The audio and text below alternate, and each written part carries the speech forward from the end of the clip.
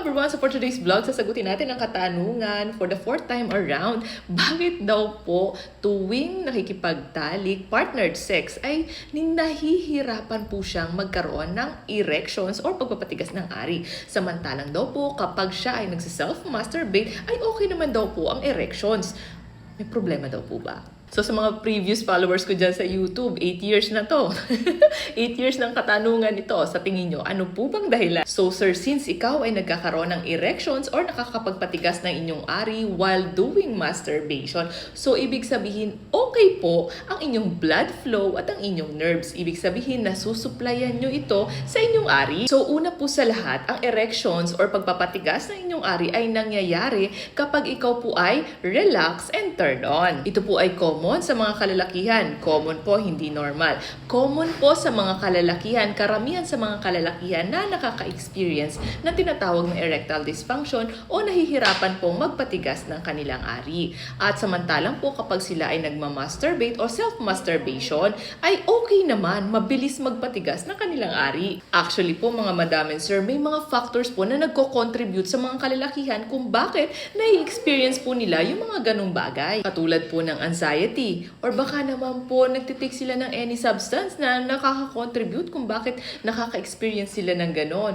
Or baka naman po may problema sila sa performance, worrying about the performance. Kasi usually, syempre sa partnered sex, syempre magre-reklamo, bakit ganito, bakit ganyan, hindi sapat, kulang. So sa tingin nila, parang lagi silang may ina-achieve na bagay. May goal sila na dapat ganito, ganyan kasi mapapahiya sila. So, yung mga ganitong bagay, it really impacts the erection. At alam nyo rin po ba na yung paglalagay ng condom ay nakaka-feel din ng anxious sa mga kalalakihan. Parang hindi okay eh. Kasi yung sensation, hindi nila nami-meet. So, may mga tips po tayo na ma-share para sa mga kalalakihan na nakaka-experience po ng erectile dysfunction during partnered sex. So, number 1, mag-focus po tayo sa foreplay. Yes po, hindi lamang po penetration. Lagi nyo pong tandaan sa mga kababaihan, kailangan nyo po ng tiyaga. Kasi pag may tiyaga, may nilaga. Hindi, kailangan po talaga ng at least 20 minutes of what? Of stimulation. Kailangan po yan ng foreplay ng mga kababaihan para maging lubricated sila at handa. Next, number 2, mag-explore po tayo ng iba't ibang activities. Like for example, dirty talks. Yes po, nakaka-arouse po yan.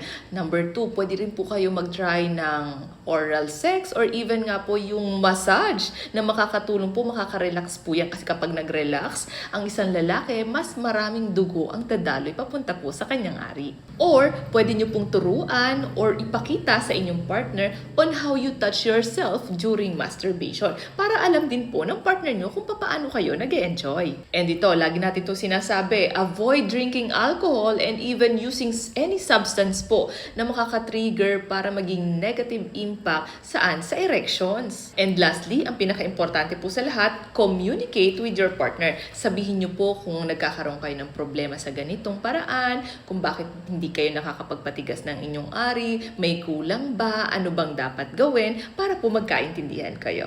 So comment down below na lamang po kung may other questions na po kayo at may gusto kayong i-topic natin. God bless!